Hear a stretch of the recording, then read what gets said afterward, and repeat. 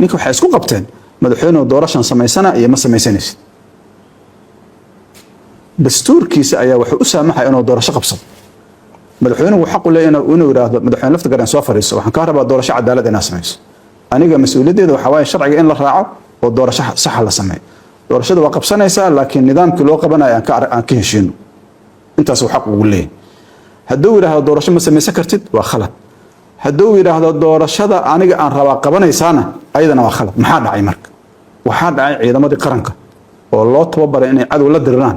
in ninkii shalay saaxiibka ahaayeen way wada socdeen in loo diro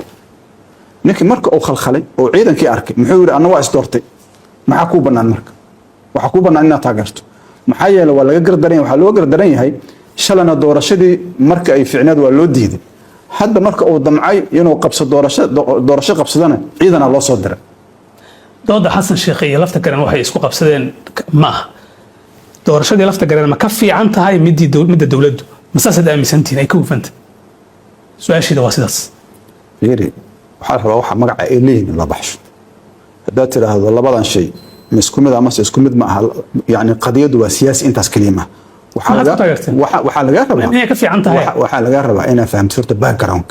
ana waxaan rabaa inaad wax fahamtid marka wax fahamto go'aan gaar laakiin wax faham dabcan Soomaalidu way ogeen sidii wax u dhaceen iyo meeshii la soo maray waxaan taaganahay doorashadan dawladda waddo waa musuq qof iyo qori aad u bixiseen magacyo kala duwan bixiseen dabcan waa dadka aragtida u sheegtay midaan lafta garan waxaad ku taageerteen ma inay ka fiican tahay oo hufan tahay fiiri doorasho fiican iyo doorasho xun kama hadlayno laba doorasho xun ka hadlayna marka labadooda baa xumaay labadaba waxay midas maxaa midaad marka labadii xunaad mid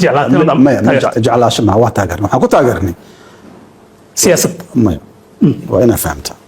Abdullahi waxa laga rabaa ina iska qayliso lama rabo waxa taageertaan dadku sheeg waxa ina arrinta baarnaa madaxweyne si uu soo gaabo waxa la rabaa ina fahamta Abdullahi marka awoodda dawladda qof lagu muuqaniyo ma taageeri kartid madaxweyne lafta gareen xasan sheekh boqolkiiba boqol ka khaldanay wuxuu uga khaldanay laba jeer marka uu yiri madaxweyne waqtigii waa dhamaaday buuqa ay haysta doorashan rabaa inaan qabsado waajib waxa lagu leeyahay madaxweyne inuu yiraahdo qabso laakiin doorasho cadaalad laga rabo anagoo siyaasiyiin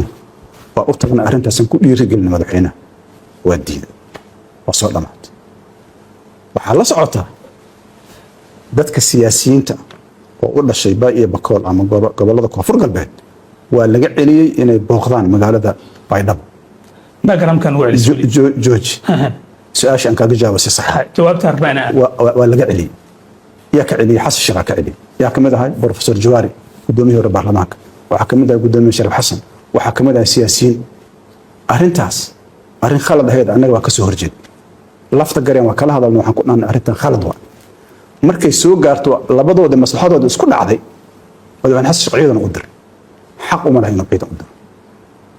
labada doorasho waa xumaayeen midaan xun waxaad ku tahay maadaama ay wada xumaayeen mid kala xun fiir laba shay xumaan isku mid ma jiraan waxa xun mid xasan sheekh oo hal qof uu soo qorayo waxay xun tahay waxa la adeegsado hantidii dawladda waxa la adeegsado hubkii dawladda waxa daatay dhiig mid lafta gareen dhiig miyaa daatay